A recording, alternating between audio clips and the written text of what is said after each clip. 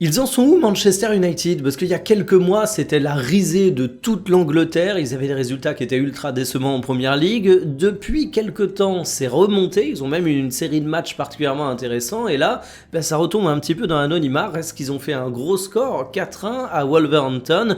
Tout n'a pas été simple, mais ça a quand même été un match hyper satisfaisant. Voici les compos qui étaient en place avec un 3-4-3 qui commence à prendre forme du côté de chez Manchester United. Je dis ça parce que tu sens que tu as de plus en plus d'automatisme et que ta défense fonctionne bien, que tes pistons sont particulièrement utiles dans les phases offensives, et ça, c'est un critère de satisfaction.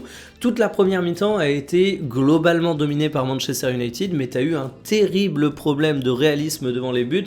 Ça a été un petit peu symbolisé par un Matheus Cunha qui a eu beaucoup d'occasions, mais qui a été incapable de les transformer. L'homme qui fait la grande différence, c'est ton capitaine, c'est ton patron, c'est ton taulier. Je parle évidemment de Bruno Fernandes, qui a été très mobile sur le terrain. Sur le papier, il était assez bas, mais il a été d'un apport offensif majeur.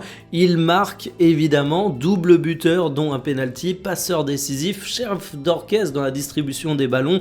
C'est vraiment le mec qui a été capable de te montrer qu'il y avait de l'orgueil du côté d'United et également du talent. J'ai bien aimé son association avec Mount, qui est un joueur qui est talentueux, mais qui lui aussi, un peu à l'image de Manchester United, s'est perdu durant toute une période, donnait pas forcément satisfaction, mais là franchement ça tournait bien. Donc un match intéressant pour les joueurs de Ruben Amorim.